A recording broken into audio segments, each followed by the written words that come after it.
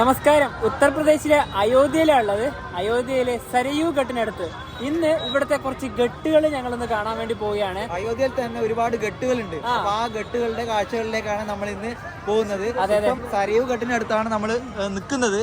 ഇവിടത്തെ ഒരു വ്യൂ കണ്ടോ, ഇതാ ഇവിടത്തേക്ക് റോഡ് പോകുന്നുണ്ട്, അത് വേറെ കാര്യം. ഈ ഒരു വേ കണ്ടോ, നമുക്ക് നടക്കാനുള്ള ഒരു വഴിയാണ്. ഇവിടെ ഓൾറെഡി ഇപ്പം നല്ലൊരു ഭക്തിഗാനൊക്കെ വെച്ചിട്ടുണ്ട്. അതുപോലെ തന്നെ ഇവിടെ ഒരു ഇതൊക്കെ ഉണ്ട്. ഇതാ ഇതൊക്കെ കാണേണ്ട തന്നെയാണ് കേട്ടോ. പിന്നെ നമുക്ക് ഈ ഒരു ഭാഗത്ത് നമുക്ക് ബോട്ടിംഗ് ഒക്കെ ചെയ്യാനുണ്ട്. ആ ഒരു ഭാഗത്തേക്ക് നമുക്ക് ആദ്യം പോകണം. കാരണം ഇവിടെ പെട്ടെന്ന് തന്നെ ഇരുട്ട് വന്ന് തുടങ്ങേണ്ട ടൈം ആയി. കാരണം പെട്ടെന്ന് ഇരുട്ടാവും ഇവിടെ. അത് നോർത്ത് ഇന്ത്യയിൽ ഈ ഒരു സമയത്ത് എപ്പോഴും പെട്ടെന്ന് ഇരുട്ടാവും. ഒരു 6 മണിയാകുമ്പോൾ നല്ല ഇരുട്ടാവും.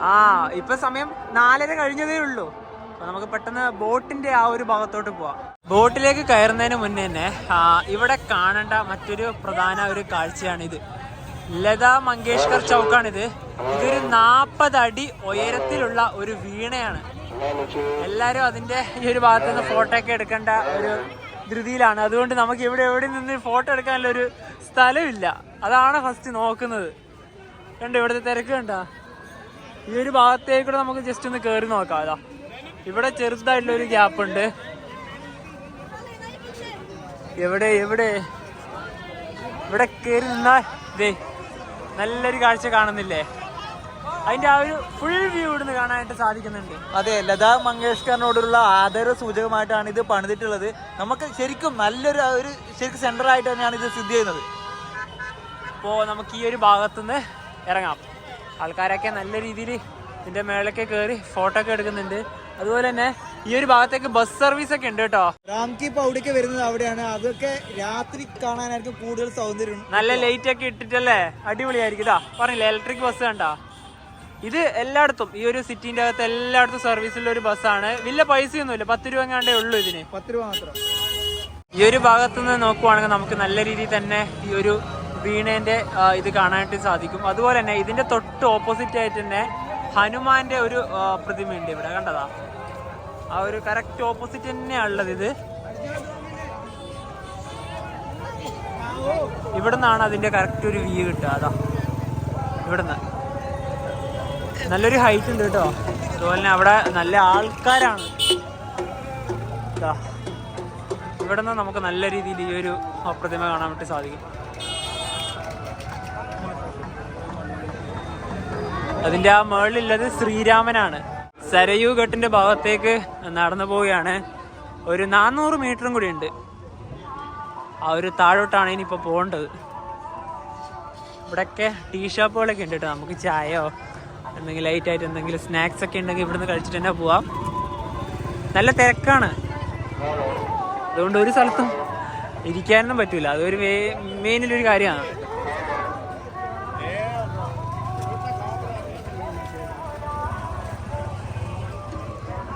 ഇനിയിപ്പോൾ ഇവിടുന്ന് റൈറ്റിലേക്ക് ഈ ഒരു ഭാഗത്തോട്ട് നയാഘാട്ട് ഇത് ഇവിടെ എഴുതിയിട്ടുണ്ട്. ഈ നയാഘട്ടും സരയൂ ഘട്ടൊക്കെ അടുത്തടുത്ത് സ്ഥിതി ചെയ്യുന്ന ഘട്ടുകളാണ്. നമുക്ക് ആ ഒരു ഭാഗത്തേക്ക് പോകുമ്പോൾ തന്നെ ഈ സൈഡിലേക്ക് കണ്ട ഇതിപ്പോൾ നമുക്ക് ഷോപ്പിംഗ് ഒക്കെ ചെയ്യേണ്ട കടകളാണ്. ഈ ഒരു സൈഡിലും കണ്ട 2 ഭാഗത്തും. അതെ, ഒരു ഭാഗത്ത് മാത്രമല്ല. പിന്നെ നമുക്ക് ഈ ഒരു ഇത് കണ്ട, ഇത് വേറൊരു കാര്യമാണ്. നമുക്ക് സരയൂ ഇതിലത്തെ വെള്ളമൊക്കെ എടുത്തിട്ട് നമുക്ക് വീട്ടിലോട്ട് കൊണ്ടുപോകേണ്ട ഒരു സെറ്റപ്പാണത്. വാരണാസിയിൽ നമ്മൾ പ്രയാഗ്രാജ്, അതുപോലെ ഋഷികേശ്, ഹരിദ്വാറിലൊക്കെ പോയാൽ നമുക്ക് കാണാം ഗംഗാജലം എടുക്കുന്നത്. തീർത്ഥാടകർ അങ്ങനെയാണ്, പുണ്യ നദിയാണല്ലോ, പുണ്യജലമായിട്ടാണ് കാണുന്നത്. അപ്പൊ അത് വീട്ടിലൊക്കെ കൊണ്ടുപോകാൻ വേണ്ടി എടുക്കാറുണ്ട്. അതുപോലെ സരയൂ നദിയിൽ നിന്ന് വെള്ളം എടുത്ത് കൊണ്ടുപോകാനുള്ള ആ ഒരു പാത്രമാണ് ഇത്. അതെ. അപ്പോൾ അതൊക്കെ എല്ലായിടത്തും ഉണ്ട് കേട്ടോ. എല്ലാ കടയിലും അത് അവൈലബിൾ ആണ്, അങ്ങനത്തെ ക്യാനൊക്കെ കൊണ്ടുപോകണമെങ്കിൽ. Welcome to Ayodhya. നമ്മളിപ്പോൾ ഒരു റിവറിൻ്റെ അടുത്ത് എത്തിയിരിക്കുകയാണ്. നമുക്ക് നേരെ പോവാം. എല്ലായിടത്തും നല്ല അടിപൊളിയാക്കി വെച്ചിട്ടുണ്ട്. അതാണ് ബോട്ടിലേക്ക് ഏത് ഭാഗത്തുനിന്നാണെന്ന് ആദ്യം നോക്കണം.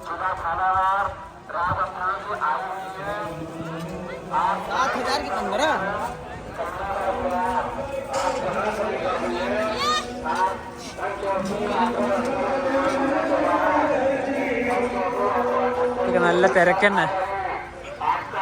ഇതാ ഇവിടുന്ന് തന്നെയാണ് ബോട്ടിങ്. നല്ല തിരക്കന്നെ ബോട്ടിങ്ങിനൊക്കെ. ബോട്ട് റെഡി ആയിട്ടുണ്ട്. ഒരാൾക്ക് 150 രൂപ. 150 രൂപയാണ്. ഇത് ബാലൻസ് ചെയ്ത് നിൽക്കണം വേണ്ട. നല്ല രസാ, നല്ലൊരു എക്സ്പീരിയൻസ് ആട്ടാ. അപ്പൊ സരയൂ നദിയിലേക്കൂടെയാണ് നമ്മൾ യാത്ര ചെയ്യാൻ വേണ്ടി പോകുന്നത്. അതെ, അവിടെ എത്തട്ടെ ആദ്യം. ചലോ ഭായി ചലോ.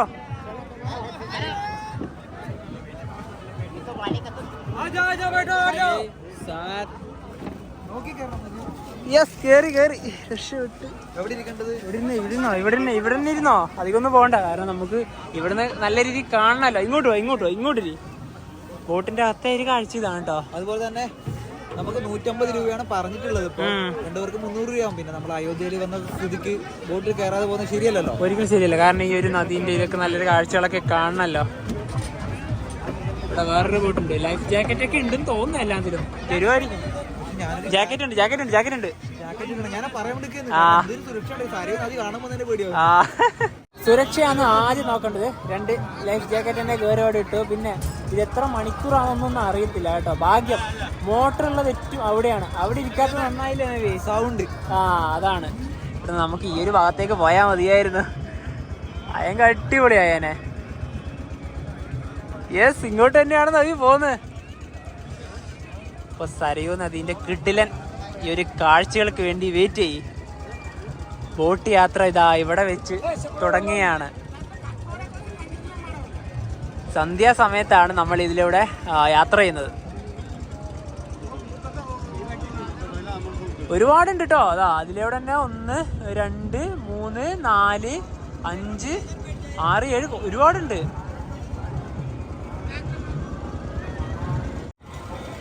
നമ്മൾ ആ ഭാഗത്തുനിന്നാണ് വന്നത്.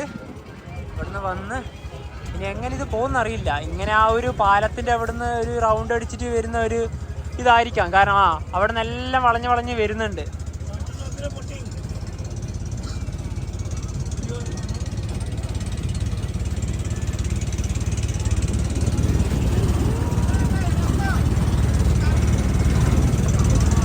ഈ വെള്ളം കാണുമ്പോ ചെറുതായിട്ട് പേടി ആവുന്നുണ്ടോ വെച്ചുണ്ട്. അയ്യോ, പെട്ടുപോയി. ഇനി ഒന്നും ചെയ്യാൻ പറ്റില്ല.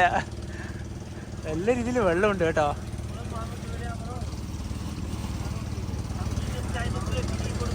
ശരിക്കും പറഞ്ഞാല് ബോട്ട് ഈ യാത്ര എടുത്തേണ്ടത് ഈ ഒരു സന്ധ്യാസമയത്ത് തന്നെയാണ്. കാരണം ഉച്ച സമയത്തൊന്നുമല്ല, ഈ ഒരു സമയത്ത് തന്നെയാണ് നടത്തേണ്ടത്. കാരണം നല്ല രീതിയിൽ നമുക്ക് യാത്ര ചെയ്യാൻ പറ്റും. ഇവിടുത്തെ വലിയ ഇലക്ട്രിക് ബോട്ടുകളൊക്കെ ഉണ്ട്. നമ്മുടെ water metro, Kochi water metro അല്ലേ ആ സംഭവം അവിടെ കിടക്കുന്നത്. സരയൂ നദിയിലൂടെ വാട്ടർ മെട്രോ സർവീസ് ഉണ്ട് കേട്ടോ. ഉടനെ തന്നെ നല്ല രീതിയിൽ വരും അത്.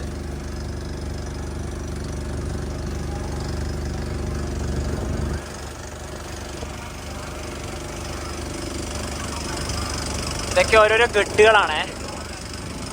നമ്മളെല്ലാം കെട്ടിന്റെ മുന്നിലേ കൂടി തന്നെയാണ് ബോട്ടിൽ യാത്ര പോകുന്നത്.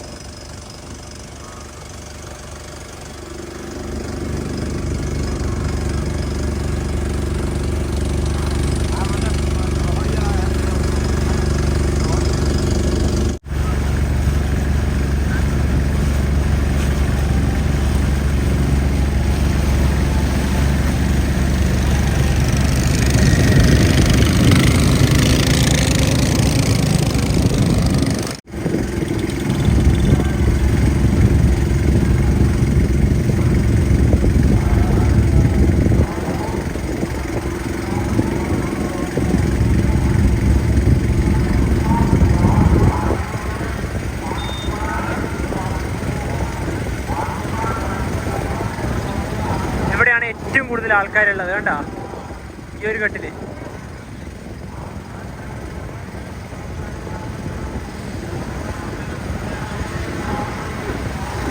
എത്ര ബോട്ടുകളാണ് നോക്കിയാൽ. നമ്മളൊരു ബോട്ട് ഇപ്പോൾ ഓവർടേക്ക് ചെയ്യും.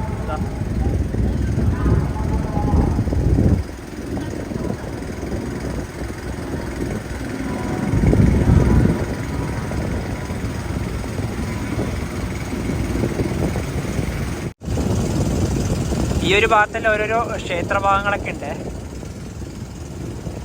അതിനൊക്കെ ഒന്ന് വലം വെച്ചുകൊണ്ട് തന്നെയാണ് നമ്മുടെ ഈ ഒരു ബോട്ട് പോകുന്നത്. അതുപോലെ തന്നെ ഈ ഒരു ഭാഗത്തൊരു ബോട്ടുണ്ട്, ഒരു ആഡ് സെഞ്ചുറി എന്നൊക്കെ എഴുതിയിട്ട് ഒരു ആഡ്.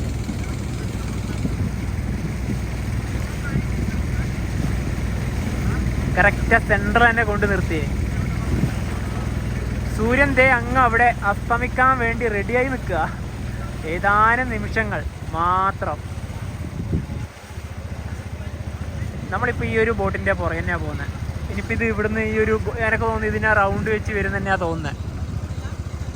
വല്ലാത്തൊരു എക്സ്പീരിയൻസ് തന്നെ കേട്ടോ. കാരണം നിങ്ങൾ അയോധ്യയിൽ വരുവാണെങ്കിൽ ഈ ഒരു സരയൂ നദിയിലത്തെ ഈ ഒരു ബോട്ട് യാത്ര ഒരിക്കലും മിസ് ചെയ്യരുത്. കാരണം സന്ധ്യാസമയത്ത് വരിക, അതാണ് ഏറ്റവും നല്ല ടൈം. അല്ല, അത് മനു ഉദ്ദേശിച്ചത് നല്ല വെയിൽ ചൂട് അത് മാത്രമാണ് ഉദ്ദേശിച്ചത്.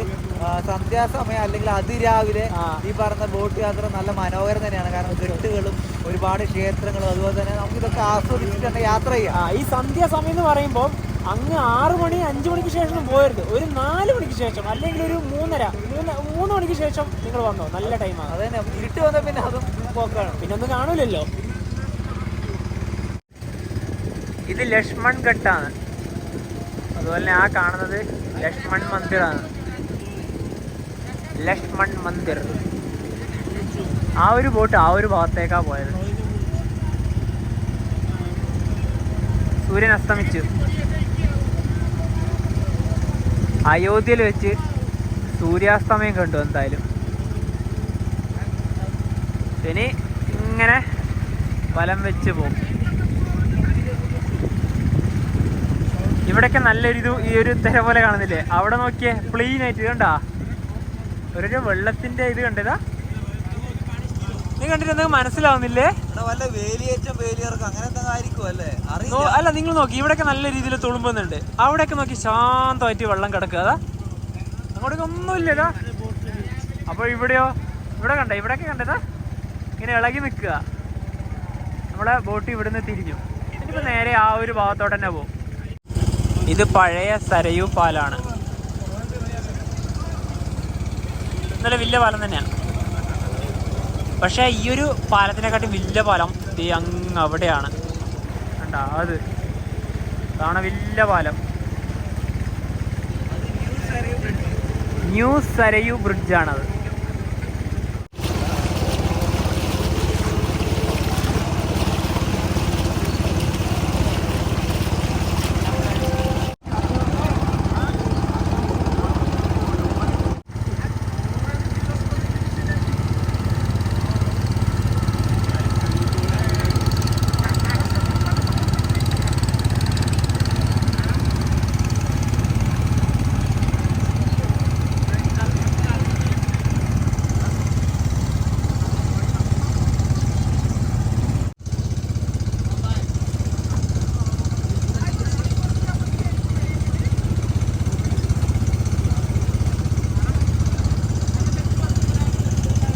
ഇവിടെയൊക്കെ കര എടുത്തു കണ്ടാ, ഈ ഒരു ഭാഗത്ത് തന്നെ നേരിട്ടുണ്ട്. നമ്മളങ്ങനെ ഈ ഒരു ബോട്ട് യാത്ര തുടങ്ങിയ അവിടത്തോട്ട് തന്നെ തിരിച്ചെത്തുകയാണ്. ഇത്രയും യാത്രയാണ് ഈ ഒരു ബോട്ട് യാത്രയിൽ നിന്ന് നമുക്ക് സമ്മാനിക്കുന്നത്. ബാക്കി നമ്മൾ ബോട്ട് യാത്ര തുടങ്ങുന്നതിന് മുമ്പ് കുറച്ചും കൂടി തെളിച്ചുണ്ടായിരുന്നു. അപ്പോൾ നല്ലോണം ഇരുട്ട് വന്നു കണ്ടല്ലേ. അതാ പറഞ്ഞ ആ ഒരു ടൈമിൽ തന്നെ കയറി വരണം. ഇനിയിപ്പോൾ നേരെ അവിടെ കൊണ്ട് വണ്ടി അടുപ്പിക്കും. ഇത്രയും യാത്രക്കാണ് ഒരാൾക്ക് 150 രൂപ. നഷ്ടമൊന്നുമില്ല. കാരണം ഇതൊക്കെ ലൈഫിലൊരു തവണ എൻജോയ് ചെയ്യേണ്ടത് തന്നെയാണ്. ആ ഒരു ഗ്യാപ്പിലേക്ക് തന്നെ നേരെ എടുക്കും. ഇനി അവിടെ നിന്ന് ഇറങ്ങുന്നതാണ് ഒരു ബുദ്ധിമുട്ട്. കാരണം ഇത് അങ്ങോട്ടും ഇങ്ങോട്ടും വലിയുന്നതുകൊണ്ട് വഴുതി വീഴാനുള്ളൊരു ചാൻസ് ഉണ്ടാവും. ശ്രദ്ധിച്ചിറങ്ങണം.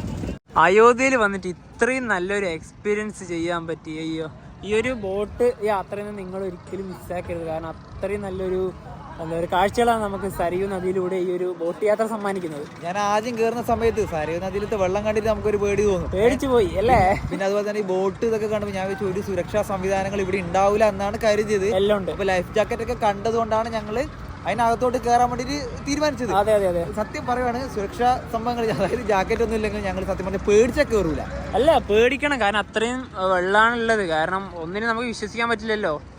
ഇനിയിപ്പോൾ നമുക്ക് കുറച്ച് ഗട്ട് ഭാഗത്തേക്കൊക്കെ നടന്നിട്ട് പോവാം. ഈ ഒരു ഭാഗത്തെ ഇനിയുള്ള കാഴ്ചകൾ ഇതാണ്. ഇവിടെ ഇപ്പോൾ ആൾക്കാർ വന്ന് ദീപമൊക്കെ കത്തിക്കുന്നുണ്ട്. ഇനിയിപ്പോ ഇരുട്ട് വന്ന് തുടങ്ങുമല്ലോ ഈ ഒരു സമയത്ത്. ആരതിന്റെ എല്ലാം സമയമായല്ലോ.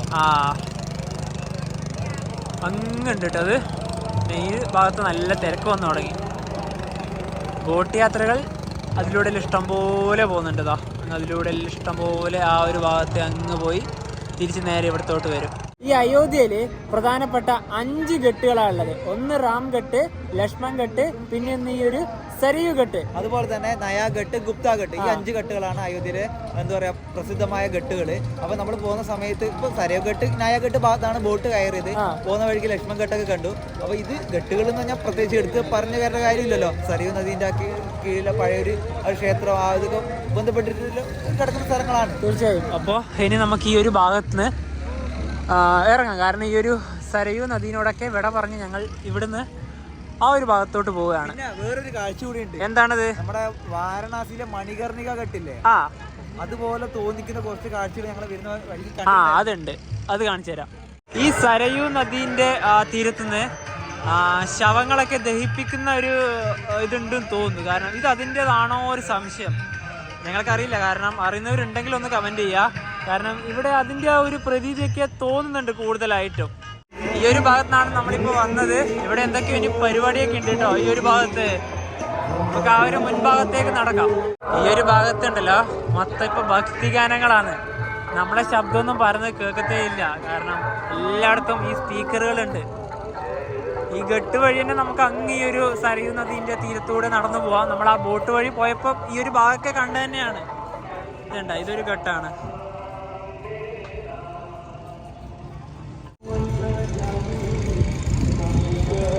ഇവിടുന്ന് ആൾക്കാരൊന്നുമില്ല ഈ ഒരു ഭാഗത്തൊന്നും.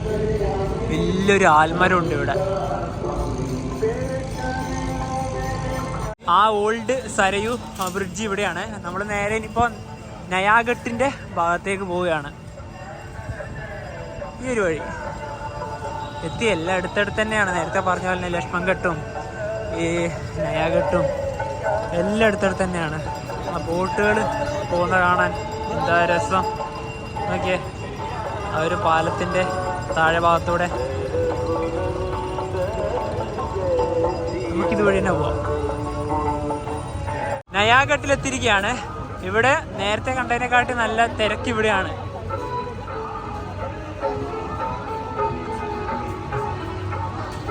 ഇവിടുന്ന് ഒരുപാട് ആൾക്കാർ കുളിക്കുന്നൊക്കെ ഉണ്ട് ആ ഒരു ഭാഗത്ത്.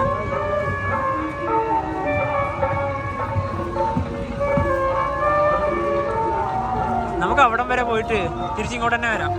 ഇതൊക്കെ ആരതിക്ക് വേണ്ടി കാത്തിക്കുന്നവരാണ്. ഇത് കണ്ടോ, ഇവിടെ അല്പസമയത്തിനുള്ളിൽ ആരതി ഇവിടെ നല്ല രീതിയിൽ തന്നെ കാണാനായിട്ട് സാധിക്കും. അതിനൊക്കെ ആൾക്കാർ വെയിറ്റ് ചെയ്യും. പക്ഷെ നമുക്ക് ഈ ഒരു പാട്ടുകാരുടെ ഭയങ്കര പ്രശ്നം സംസാരിക്കാൻ വേണ്ടി.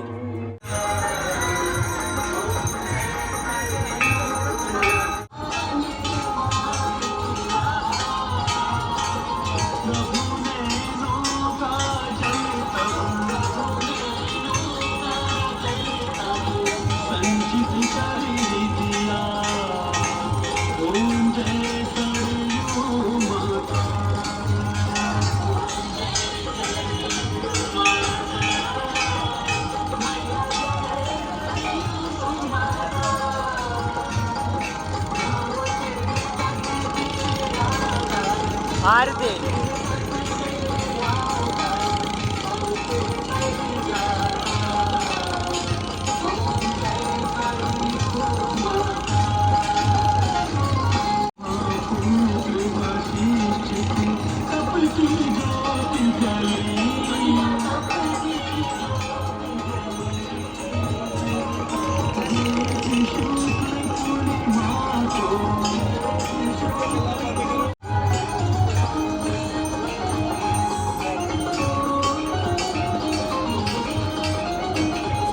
സരയൂ നദിയിലെ ബോട്ട് യാത്രയ്ക്ക് എങ്ങനെയുണ്ട്? അപ്പോൾ ആ ഒരു അവസാനം ആരതിയും കൂടെ കാണാനുള്ള ഒരു ഭാഗ്യം ലഭിച്ചു. അതെന്തായാലും നമ്മളെ സംബന്ധിച്ചിടത്തോളം ഭാഗ്യം തന്നെ. അതെ അതെ, എന്തായാലും അയോധ്യയിൽ ആ കൃത്യസമയത്ത് ബോട്ടിൽ വന്ന് ആ ബോട്ട് യാത്ര കഴിയുമ്പോൾ തന്നെ നമുക്ക് ആരതി കാണാൻ സാധിച്ചു. കെട്ടുകളെന്നാലും എല്ലാ കെട്ടുകൾക്കും നമുക്ക് ഒരേപോലെ പോകാൻ പറ്റണമെന്നില്ലല്ലോ. ഒരുപാട് നടക്കാനുണ്ട്. അതാണ് അപ്പം എന്തായാലും മാക്സിമം നമ്മളെ കൊണ്ട് കഴിയുന്ന രീതിയിൽ നമ്മൾ അയോധ്യയിലെത്തി ഗട്ടുകളെ പരിചയപ്പെടുത്താനും അതുപോലെ ബോട്ട് യാത്ര ഒന്ന് എക്സ്പീരിയൻസ് ചെയ്ത് അത് നിങ്ങൾ എത്തിക്കാനും നമ്മൾ ശ്രമിച്ചിട്ടുണ്ട്. തീർച്ചയായും. ഇനിയിപ്പോൾ നിങ്ങൾ അടുത്ത ദിവസം കാണാൻ പോകുന്നത് അയോധ്യന്റെ രാത്രി കാഴ്ചകളാണ്. കാരണം ഏറ്റവും കൂടുതൽ ആൾക്കാർക്ക് കാണാൻ താല്പര്യമുള്ളത് ഇവിടുത്തെ രാത്രി കാഴ്ചയാണല്ലോ. അതായത് ഈ അയോധ്യയിലെ ഈ കാഴ്ച കണ്ടിട്ടുണ്ടല്ലേ, എനിക്ക് തന്നെ എന്തോ ആയിപ്പോന്നു. കാരണം ഇത് എവിടം വരെയാണ് ഇതിന്റെ ഒരു, എനിക്ക് പറയാൻ വാക്കുകൾ കിട്ടുന്നില്ല. ഇത് വേറെ ലെവലാവും. കാരണം ഇവിടുത്തെ നിർമ്മിതികൾ എന്ന് പറഞ്ഞാൽ അത്രയും അധികമാണ്. കാരണം ഇതൊരു ടൗൺഷിപ്പ് തന്നെ ആയി മാറും. കൂടുതലും ടൂറിസ്റ്റുകൾ ഇങ്ങോട്ട് വരും. പ്രയാഗ്രാജ് ആയാലും വാരണാസി നമ്മളെ കാശി വിശ്വനാഥ ക്ഷേത്രം അവിടെ ഉണ്ടെങ്കിലും കാശി വിശ്വനാഥ ക്ഷേത്രത്തിന്റെ ആ നമ്മളെ എല്ലാ മതവിശ്വാസികളും പോകുന്ന സ്ഥലം ഉണ്ടല്ലോ വാരണാസി. അപ്പം ആ ടൂറിസത്തിന് വലിയൊരു ഇമ്പോർട്ടന്റ് എന്തായാലും അയോധ്യ കൊടുക്കും. അപ്പൊ എന്താ പറയാ, ഈ ഒരു വീഡിയോ എല്ലാവർക്കും ഇഷ്ടപ്പെടുന്ന ഇരിക്കുന്നു. അപ്പൊ നമുക്ക് മറ്റൊരു ബൈ ബൈ.